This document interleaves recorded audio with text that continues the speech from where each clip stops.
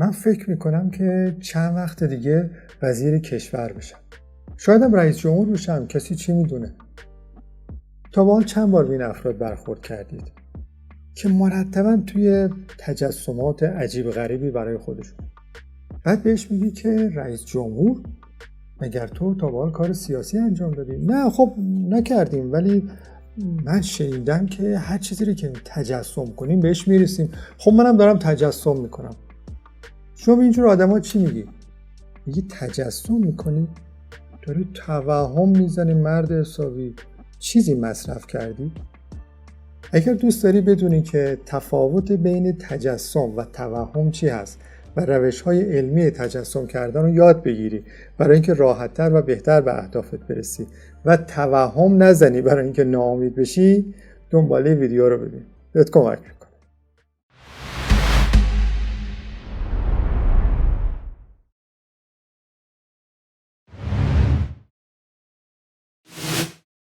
سلام دوستان عزیزم، امیدوارم هر جای دنیا که هستید و صدا و تصویر منو میبینید خوب و خوش و سلامت باشید و پر از انرژی مثبت.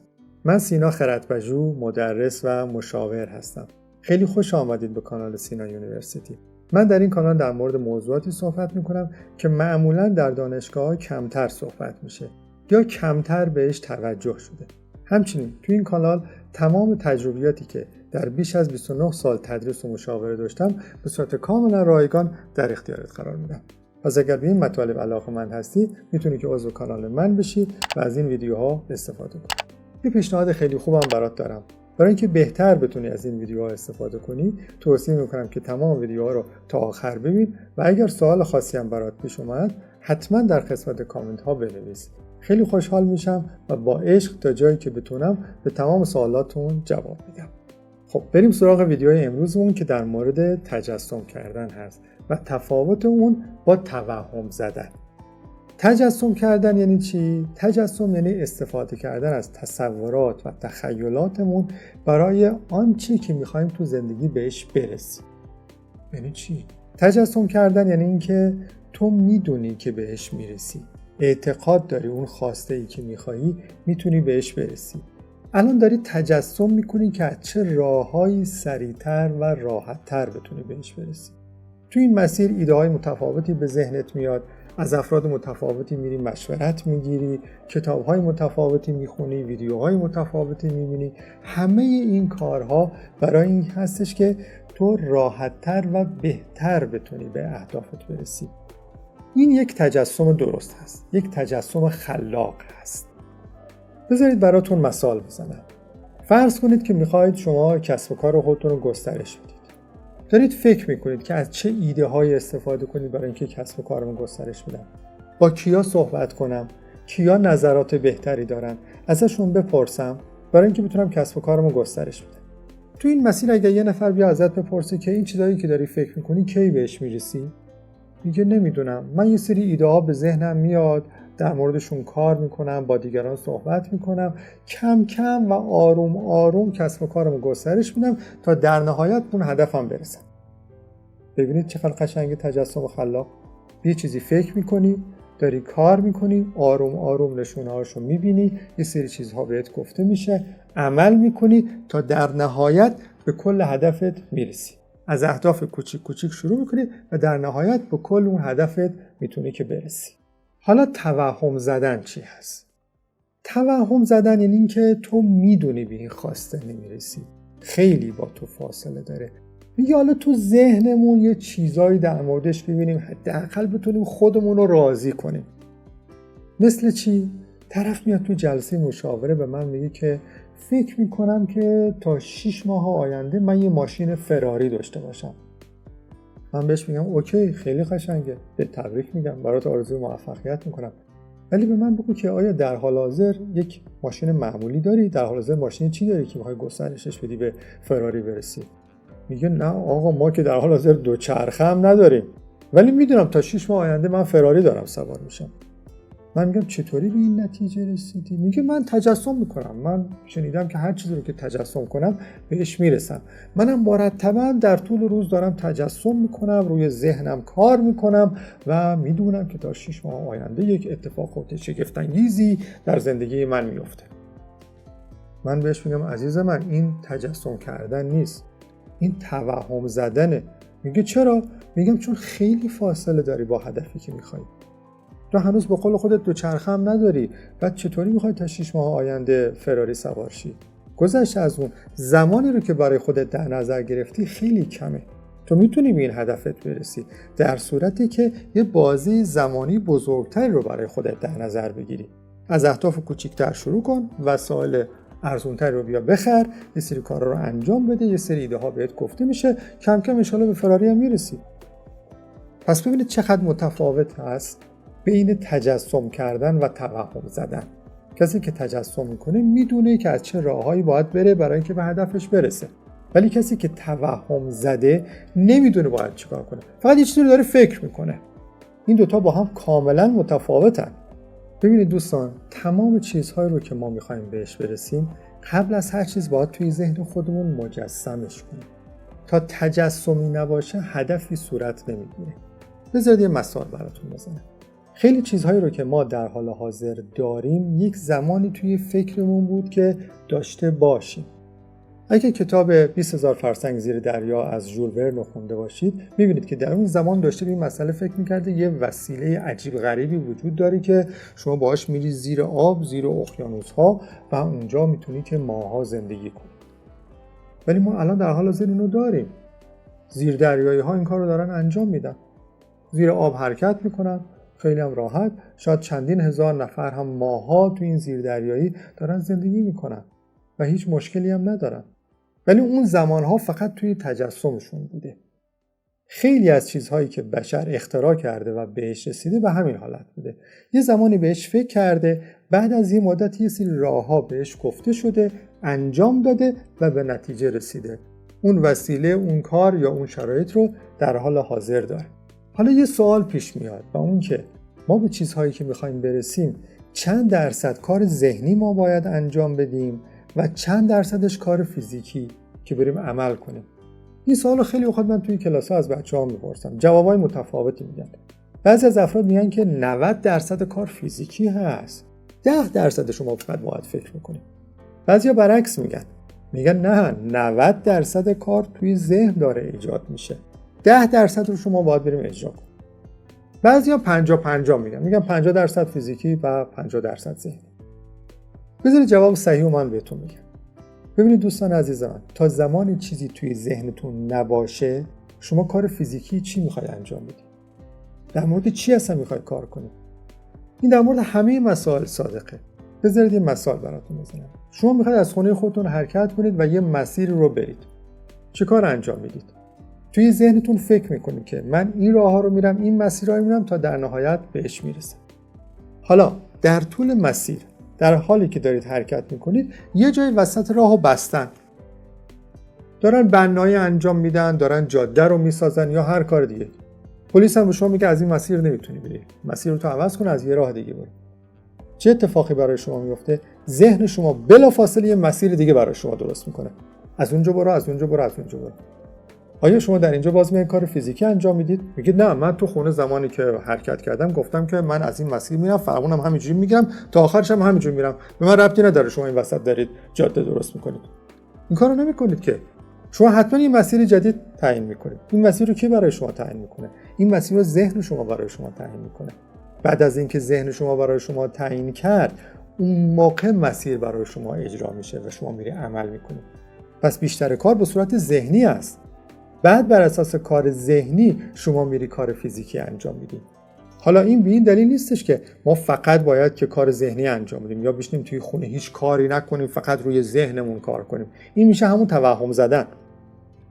شما کارهای ذهنی که انجام میدید در نهایت باید به اقدام بیانجامه. باید بری و اجراش کنی. ما با ذهنمون خیلی کارا رو میتونیم انجام بدیم و خیلی کارهای خوبی رو هم میتونیم انجام بدیم. ببینید دوستان من، ما بسیار از ذهنمون میتونیم استفاده های عالی انجام بدیم. و ما انسان‌ها بسیار متفاوت هستیم نسبت به سایر موجودات زنده دیگه و توانایی‌های ذهنیمون بسیار بالاتر از توانایی‌های فیزیکیمون هست. ما در مقابل بقیه موجودات زنده دیگه کاملا از لحاظ فیزیکی ضعیف هستیم. کاملا ضعیف هستیم. بذارید من باز براتون مثال بزنم. در مورد چشممون، چقدر چشم ما قوی هست؟ شما هر چقدر که فکر کنید چشمت قوی است، اگر یه منظره رو بخواید نگاه بکنی بعضی از جزئیاتش رو نمیتونی ببینی. در صورت یک عقاب از فاصله چند هزار پایی به راحتی یه دونه موش یا خرگوشی که روی زمین داره حرکت میکنه خیلی راحت میتونه ببینش. پس چشم اون قدرت رو نداره. خیلی چیزا رو ما نمیتونیم بو بکشیم. شاید تو خونه همسایه‌مون مثلا یه چیزی رو سوخته، آتیش گرفته، ما اصلا متوجه نمیشیم. با اون که خیلی نزدیکمونه، چند متر اون طرف‌تر هم بیشتر نیستش. ولی بعضی از حیوانات از فاصله چند کیلومتری به راحتی بوی غذا رو تشخیص میدن. ببینید چقدر متفاوت هست. گوش ما چقدر قوی هست. خیلی خود ما چیزا رو نمیشنویم. ولی بعضی از حیوانات گوششون بسیار حساسه. ما چقدر توانایی جسمی داریم، چقدر زور داریم. شما چند برابر وزن خودتو میتونی بلند کنی بالای سرت نگهش داری؟ آیا میتونی 2 برابر بلند کنی؟ آیا میتونی 3 برابر بلند کنی؟ ولی شما یه مورچه رو در نظر بگیرید چندین برابر وزن خودش رو بلند میکنه. درسته شاید از نظر ما فقط یه برنج کوچیکه، ولی برنج ببین چقدر سنگین‌تر از وزن خودشه. شما حالا اینو بیا در مقابل خودت در نظر بگیر. فرض کن 70 کیلویی، 80 کیلویی هستی. آیا میتونی 140 کیلو رو ببری بالای سرت و حرکت کنی؟ 180 کیلو رو میتونی بالای سرت ببری و حرکت کنی؟ اصلا اندازه وزن خودت 70 کیلو 80 کیلو ببر بالای سرت، یه نیم ساعت راه برو ببینم تو چقدر میتونی راه بری. ما هیچ توانایی فیزیکی زیادی نداریم نسبت به بقیه موجودات زنده دیگه، ولی توانایی ذهنی بسیار زیادی رو داریم. چطور؟ زنبوران عسل 50 میلیون سال در این کره زمین دارن زندگی میکنن. اگر که شما فسیلای 50 میلیون سال قبل رو نگاه بکنید تا الان میبینید که زنبورای عسل به هیچ عنوان خونه‌شون هیچ تغییری نکرده. این 6 ضلعی هنوز همون 6 ضلعی است، 8 ضلعی نشد. ولی 50 میلیون سال پیش که هیچی. از 5 سال قبل تا الان ببین که خونه‌های انسان‌ها چقدر تغییر کرد. چقدر متفاوت شده. اینو چی داره انجام میده؟ اینو ذهن ما داره انجام میده. اینو تجسمات ما داره انجام میده. از 20 سال پیش تا الان ببین تکنولوژی چقدر فرق کرده. چه چیزایی تو زندگی ما عوض شده. اگر 20 سال پیش 30 سال پیش بهت میگفتن که یه زمانی اتفاقی میفته که شما یه عکس رو که میگیری همون لحظه اون طرف دنیا میتونن ببیننش، تو اصلا باور نمی‌کردی. میگفتی فیلم تخیلی داره زیاد نگاه می‌کنی. یعنی چی ما یه عکسی میگیریم همین الان اونور میبینن؟ ولی الان جزء بدیهی ترین کارهای روزمره ما هست. از طریق شبکه‌های اجتماعی خیلی راحت میتونیم بفرستیمش. پس ببینید ما قدرت ذهنی بسیار زیادی رو داریم. تو این ویدیو میخوام بهت یاد بدم که چطور راحت‌تر و بهتر به خواسته‌هات برسی و از این تجسمات چطور استفاده کنی. براتون خواسته‌ها و درخواست‌ها قبلا هم یه ویدیو ضبط کردم. لینکش رو این بالا برات میگذارم، پایین توی دیسکریپشن هم برات میگذارم. میتونی که از اونم استفاده کنی که در مورد درخواست‌ها و خواسته‌هات هم بتونی اطلاعات زیادی داشته باشی. ببینید دوستان عزیز من، مغز ما هیچ تفاوتی بین خیال و واقعیت تشخیص نمیده. هر چیزی که توی ذهن شما، توی مغز شما بتونید اینو تجسمش کنید، فکر میکنید که واقعی هست. جالب شد نه؟ بذارید یه مثال براتون بزنم. با دقت این چیزی رو که میگم توی ذهن خودتون تجسم کنید. مجسم کنید یه دونه لیمو ترش زرد رنگ خوشبوی بسیار عالی. بذاریدش توی بشقاب، یه دونه چاقو بردارید، لیمو ترش رو ببرید، گوش کنید، عجب بوی باحالی داره. چه اتفاقی براتون افتاد؟ بهتون قول میدم که دهن همتون آب افتاد. الان دهن خودم هم آب افتاد. ما که اینجا اصلا لیمو نداشتیم. پس چی شد که این اتفاق برای ما افتاد؟ مغز تفاوتی بین خیال و واقعیت تشخیص نمیده.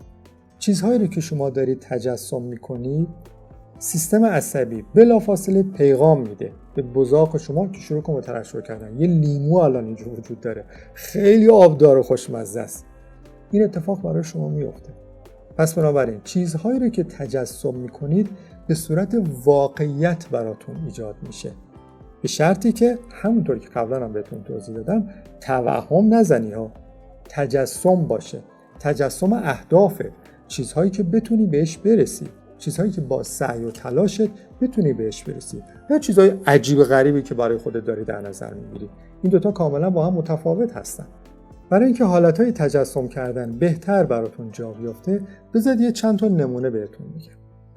یه داستان خیلی جالب من خوندم که یک افسر آمریکایی توی جنگ ویتنام اسیر شد. این افسر رو میگیرن، میبرن اونجا اسیرش میکنن و میذارنش توی قفس 1 متر در 1 متر. فقط مجسم کنید این چه زندگی داشته. یه قفس 1 متر در 1 متر. یه مقدار غذا و آب بهش میدادن برای اینکه نمیره. یه مدتی خیلی حالش بد بوده. پیش خودش فکر میکرده اصلا یه جوری خودمو بکشم. این چه زندگی هست؟ من هیچ کاری نمیتونم انجام بدم. تو قفس گیر کردم. بعد از یه مدتی به این نتیجه رسید که خب من که کاری که نمیتونم بکنم. اینجا بالاخره ما رو تو این قفس انداختن. من فقط مجبورم بشینم. حتی تکونم نمیتونم زیاد بخورم. فاصله‌ام خیلی کم هستش. به این نتیجه رسید که شروع کنه به تجسم کردن. پیش خودش فکر کرد که به چی میتونه تجسم داشته باشه. فکر کرد که از بازی گلف خیلی خوشش میاد. شروع کرد به تجسم کردن در بازی گلف که من دارم گلف بازی میکنم، خیلی هم موفقم، خیلی هم این بازی رو دوست دارم و احساس خوبی دارم.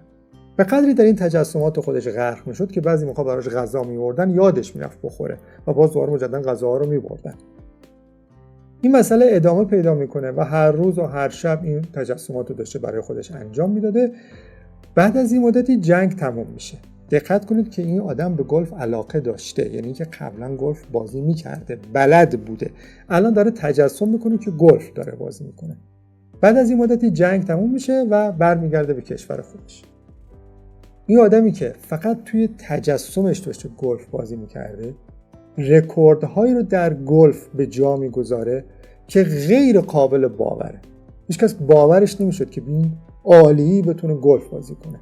درست از لحاظ جسمی خیلی ضعیف شده بود به خاطر این مدتی که توی اسارت بود و غذای درستی هم نخورده بود، ولی از لحاظ ذهنی خیلی قوی شده بود. تجسم این کارو برای ما انجام میده. مغز ما تفاوتی بین خیال و واقعیت تشخیص نمیده. هر چیزی که شما بهش بدید تجسم میکنه. یه مهارت قشنگ بذارید بهتون یاد بدم. اینو من خودم انجام دادم، بسیار جالب. اگر که شما بخواید دارت بازی بکنید که میزنید و میخوره به هدف، فرض رو هم برای میگذاریم که شما اصلا تا بال کلا دست به دارت هم نزدید، اصلا هیچ از این پیکانا هم تا بال دستتون نگرفتید. این کاری که من میگم امتحان کنید ببینید که ذهن شما چقدر عالی داره کار بکنه و چقدر خوب میتونید تجسم کنید. قبل از اینکه شما اصلا بیاید دارت بازی بکنید، توی ذهن خودتون مجسم کنید اون صفحه دایره‌های دارت رو جلوی خودتون در نظر بگیرید و مجسم کنید که اینقدر دقیق میزنید که دقیقاً میخوره به سیبل وسط دارت. چندین بار این کار رو انجام بدید، نه یک بار ها، چندین بار، یعنی 4-5 بار کاملا تو ذهن خودتون مجسم کنید که میزنید و با زاویه بسیار دقیقی به وسط سیبل میخوره. چند بار توی ذهنتون انجامش بدید. بعدش بیاید حالا این کار رو به صورت واقعی انجام بدید. یه دونه دارت بگذارید، اون پیکان رو بردارید و بزنید. به طرز عجیبی میبینید که اگر بار اول به هدف نخورد، بار دوم دقیقاً میخوره وسط هدف. بعد با خودتون میگید که یعنی چی؟ من تا به حال دستم به این بازی نزده بودم. چطور قد حرفه‌ای دارم بازی میکنم؟ حتی دیگران هم تعجب میکنن، باورشون نمیشه شما تا به حال بازی نکردید. این کار ذهن شماست. مغز ما تفاوتی بین خیال و واقعیت تشخیص میده. هر چی رو که بتونید تجسم کنید که در توانت باشه، مقدار بیشترش رو برات میتونه اجرا بکنه. این نکته مهمه. تمام این مسائل ها رو براتون میگم که شما باور کنید که میتونید تجسم کنید و با استفاده از تجسماتون خیلی چیزا رو میتونید توی ذهن خودتون بسازید و کار کنید و برای اینکه بتونید بهش برسید. در رابطه باورها هم قبلا یه ویدیو آماده کردم، بازم میگذارم لینکش اینجا براتون، میتونید که ازش استفاده بکنید برای اینکه باورهای بهتری بتونید توی ذهن خودتون برای خودتون بسازید.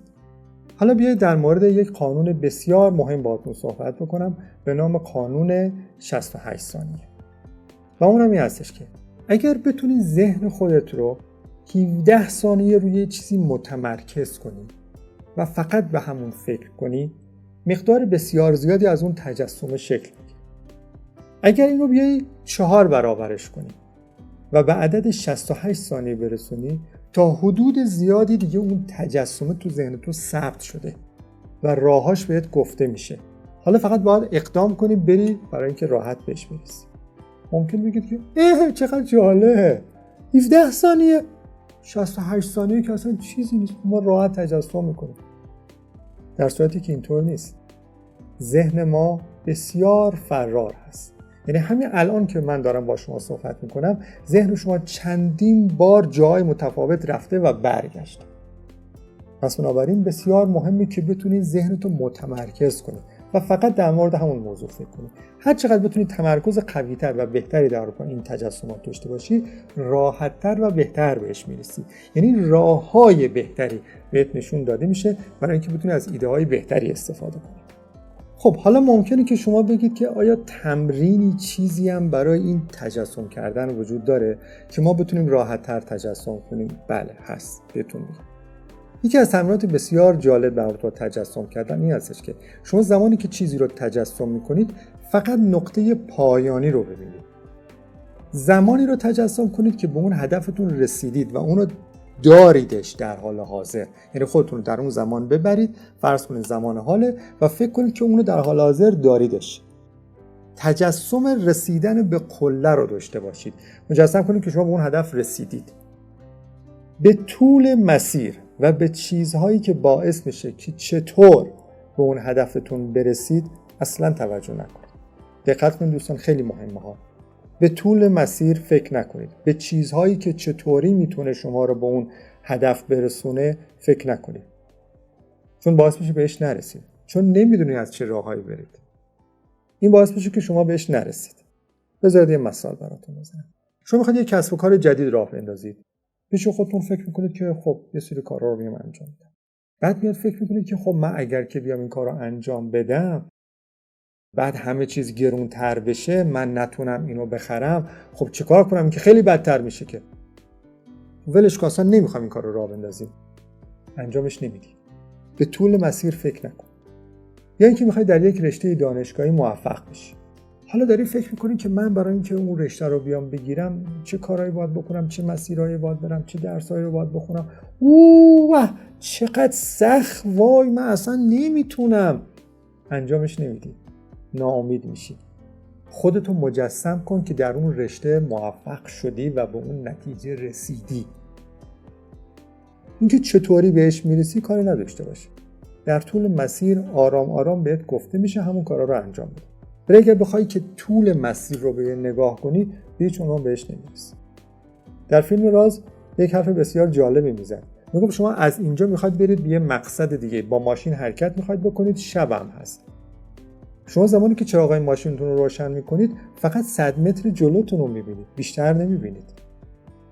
ولی با همین 100 متری که دارید میبینید، بعضی اوقات شما شاید 1000 کیلومتر و شاید هم بیشتر از 1000 کیلومتر دارید رانندگی میکنید. چرا این اتفاق میفته؟ چون شما 100 متر میرید، 100 متر بعدی بهتون نشون داده میشه. 100 متر میرید، 100 متر بعدی، بازم 100 متر بعدی، 100 متر بعدی، همینطور در نهایت 1000 کیلومتر رانندگی شده.